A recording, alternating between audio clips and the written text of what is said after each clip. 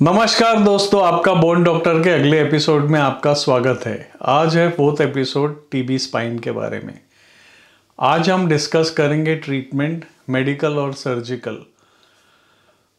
TB spine एक basically medical disease है unless कोई कॉम्प्लिकेशंस डेवलप हो जब सर्जरी लगती है। तो basically anti tuberculous drugs is the mainstay of treatment और हम पेशेंट को ब्रेसेस देते हैं कभी कभार, ताकि जब डिजीज़ हील हो रही हो तब डिफॉर्मिटी बढ़नी नहीं चाहिए। तो बेसिकली 4 ड्रग्स देते हैं पहले 2 महीने, INH, रिफैम्पिसिन, इथैम्ब्यूटोल और पायराजिनामाइड। उसके बाद पहले 2 ड्रग्स देते थे और 10 महीने तक, लेकिन अभी न्यू गाइडलाइंस के हिसाब से इथैम्ब्यूटोल ऐड करते हैं INH और रिफैम्पिसिन को। तो 1 साल के बाद हम रीअसेस करते हैं पेशेंट के सिम्टम से, ESR से, LFT से, MRI से, पेशेंट का बीमारी कंट्रोल में आ गई है कि नहीं, सिम्टम्स देखते हैं। अगर हमको लगता है कि पेशेंट को और ट्रीटमेंट है तो एक्चुअली कभी कभी हमें 6 मंथ्स और ट्रीटमेंट देनी पड़ती है, मतलब 1.5 साल की ट्रीटमेंट मेडिकल चलती है। और इसमें पेशेंट को रेगुलरली डॉक्टर के साथ फॉलोअप करना चाहिए, क्योंकि कभी कभार ड्रग रेजिस्टेंट टीबी हो तो हमें दवाइयाँ चेंज करनी पड़ती है। तो फर्स्ट लाइन ऑफ ड्रग्स जो है वो है INH, रिफैम्पिसिन, पायराजिनामाइड, इथैम्ब्यूटोल और स्ट्रेप्टोमाइसिन। और ड्रग रेजिस्टेंट टीबी में सेकेंड लाइन ऑफ ड्रग्स का उपयोग होता है।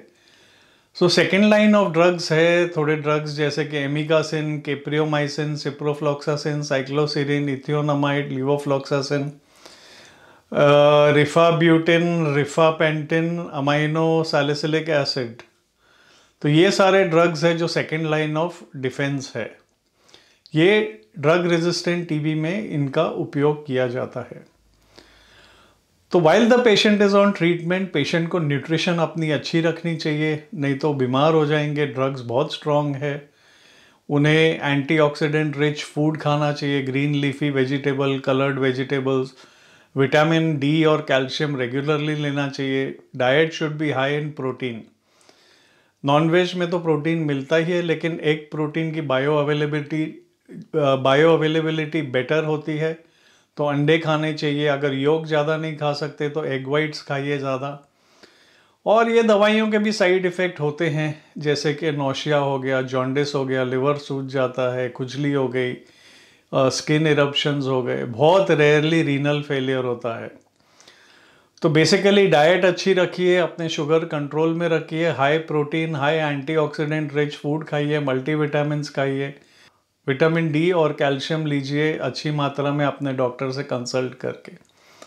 तो ये तो हो गया मेडिकल मैनेजमेंट। कभी कभार पेशेंट आते हैं सीवियर न्यूरोलॉजिकल डेफिसिट के साथ या डिफॉर्मिटी के साथ, तो इन पेशेंट्स में तो सर्जरी इमीडिएटली करनी पड़ती है। और इंडिकेशंस है सर्जरी की, अगर डिफॉर्मिटी मोर देन 30 डिग्रीज लेके आए इन एक्यूट फेज, या deformity more than 60 degrees in late phase. Elderly patients जिसमें सिवियर डिजीज होता है, they do well with surgical clearance and anti tubercular therapy.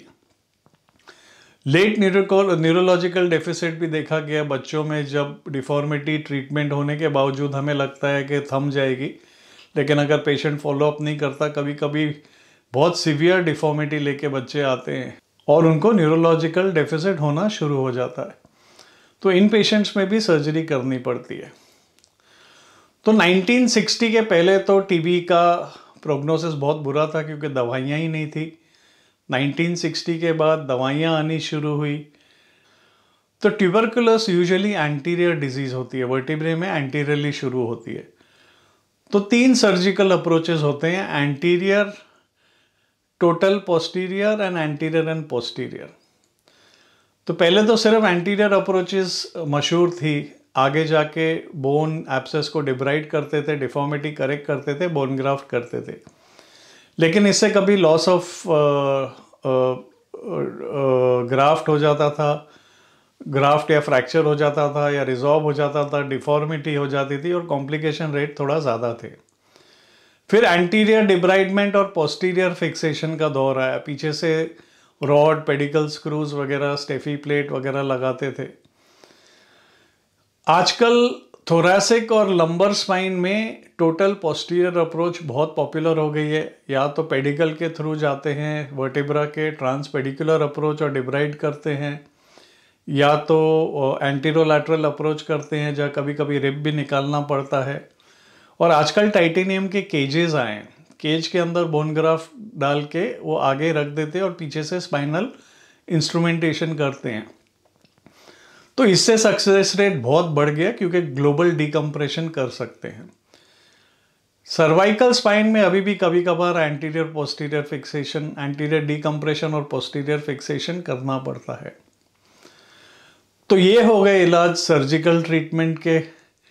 Medical management तो जैसे मैंने आपको बताया मेनली मेडिकल डिजीज़ है, जब तक एब्सोल्यूट इंडिकेशन नहीं है सर्जरी का, मेडिकली ट्रीट करना चाहिए पेशेंट को, न्यूट्रिशन, एंटी ट्यूबरकुलर ड्रग्स और ब्रेसेस देके, ताकि डिफॉर्मिटी बढ़े नहीं। तो आज का एपिसोड यहीं ख़त्म होता है। अगर आपको पसंद आया हो तो सब्सक्राइब करिए, शेयर करिए अपने फ्रेंड्स फैमिली के साथ और अपने अगले एपिसोड का इंतज़ार करिए। Thank you.